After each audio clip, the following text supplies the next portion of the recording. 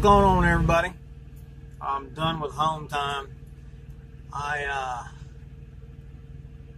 got some videos to process that I did in my home time, but it's not. I was supposed to record the whole session of me cooking this beef brisket that I got, but you know, people got there at the house, and margaritas was flying, and mixed drinks was going, and I just fucking forgot all about it. But I'll post that, the one of me marinating the rub on the brisket. Oh man, it was good. I rubbed it all on there, both sides, and put it in a big old motherfucking brisket, man. I put it in the oven for 325 for 3.5, 4 hours. Everybody got there, you know, just having some drinks, just shooting shit, having a good old time. Got the grill going, and I use this stuff that's called cowboy charcoal. It's lump coal. It's not charcoal, it's lump coal. All it is basically burnt wood, and shit works so good. But anyways, man, got that bitch nice and hot. Got it out of the oven, put it on the grill, put some Sweet Baby Ray's barbecue sauce on both sides. Let that bitch char for probably about 30 minutes, 15 on each side. Cut that bitch up, boys. It was good. And everybody brought side dishes and shit. But anyways, yeah, things happen. I forgot. But I tell you what. I'm sitting here in a Kenworth yard in West Columbia. And this is where I had to park my trailer and truck, which I had no clue. Because when I got done with McLean Foods in North Carolina, I had a pallet, 108 cases of Sour Patch Kids that were damaged. It looks like they set a heavy pallet on top and kind of squished it down a little bit. So, I had to call Overages and Shortage, OSND. So I called them, talked to him, and I've even got a recorded conversation saying that he's more than likely 100% sure they're going to toss it. Don't worry about it right now. Just go ahead and head home. And he asked me before that, too, where I was going to park my truck and where I was going to park the trailer. I said, well, I'm going to park the trailer at the Pilot, and I will be right back. All right. Had a phone call. But anyways, like I was saying, I was going to park it at the Pilot across the street from the Pilot. Used to be, you could be able to drop trailers there and park trucks there, but I guess the motel that it's behind, I guess they bought the property or what, I don't know.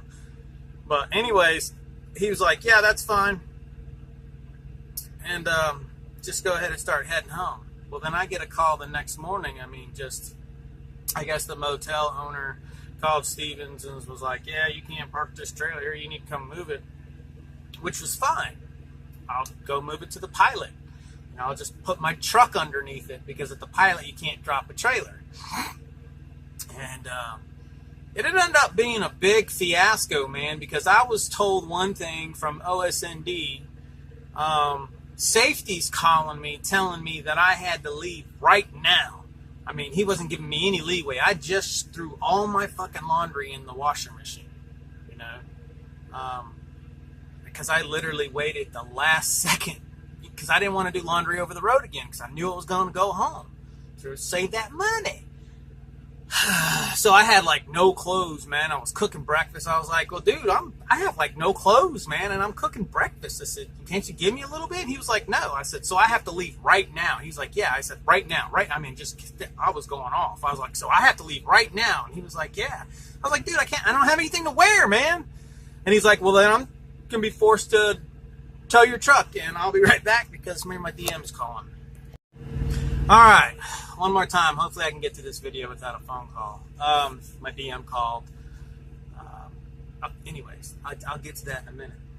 So he was like, well, then I'm going to have to tow your truck. And I was like, are you serious? You're going to spend over $1,000 to come tow my shit to West Columbia because you won't give me an hour and a half leeway time to fucking get my clothes washed and dried, man? When we go in there, I'm like in my boxers and shit, man.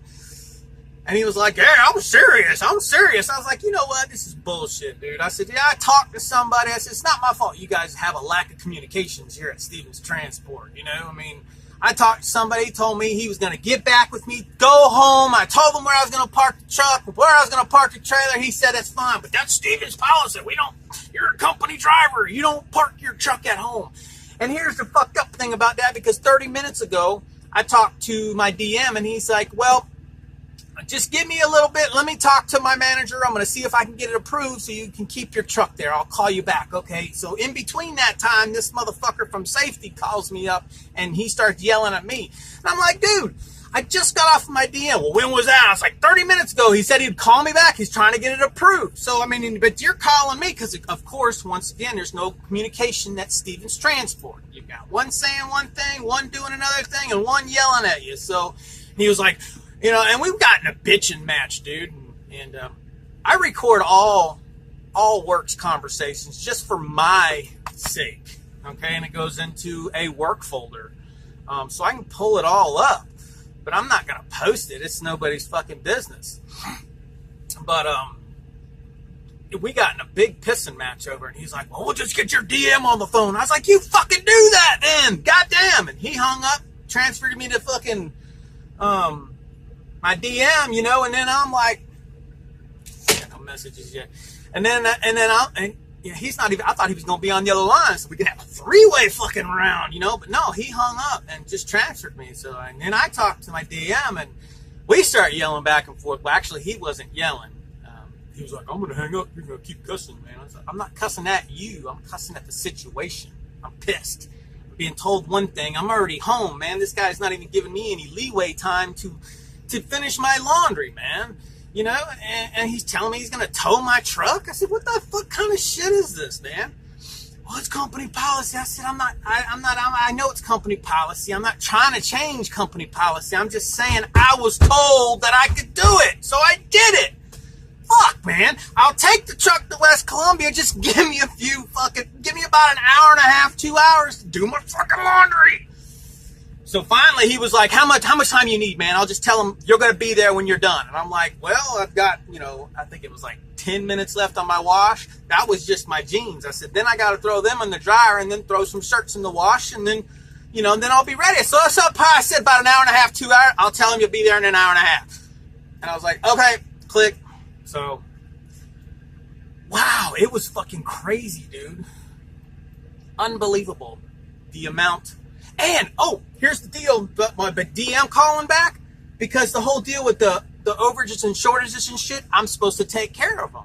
But I was already told by OSND department, don't worry about it. I will let you know the next day what we're going to do and go home. Cool. Well, I never heard from that motherfucker. And that's what that whole thing was about, is because, for one, my truck was at home. It's not supposed to be at home. Everything's supposed to be in a secure lot unless you are owner-operator. And overages and shortages needs to be taken care of. They wanted to donate it somewhere in Georgia, which I'm going to today to take care of it, because it's still fucking here. That whole fucking ring around the rosy, you're an asshole, you're doing everything wrong, blah, blah, blah, blah, blah. And my DM said they were sending somebody down here to take care of it. This fucking trailer's been sitting here for 5-6 days. I mean, it's only set at 60 degrees, you know, and I made sure it was a full tank before I dropped it off, because I was going to maintain the fuel, you know, keep an eye on the fuel, because it was so close to my house. But they literally have me going like 58 miles one way to drop this trailer and truck off at a secure lot in West Columbia. So I was like, oh shit, it's on you guys now. And my wife pulls up, we drive up here, drop me off at my truck and all my stuff. And lo and behold, the same trailer, it's on, same number. And I was like, man, let me check the back real quick. quick. And I checked the back, same pallet up there at the nose with the fucking 108 cases of Sour Patch Kids is still on there. I call my DM and I'm letting him know, hey man, I'm in my truck. He said, call me when you're in your truck. I was like, okay. So I call him. I said, he's like, you're in your truck? I said, yeah, man, I'm in my truck. Everything's good. It started. We're good to go, man. I said, but I have one thing to tell you. He's like, what's up, man? And I said, I'm under the same trailer. He was like, what? I said, I'm under the same trailer. Are you shitting me? You can hear it in his voice. He's like, just like, nah, there's no fucking way. Yeah, I'm under the same trailer, same number. I even opened the back just to make sure, and it's running too. But I'm opened the back to make sure, and it's the same pallet of fucking Sour Patch Kids is sitting up on the nose. He was like, just silent, and you can hear the like rascal in his voice, like, God, we ripped your fucking ass.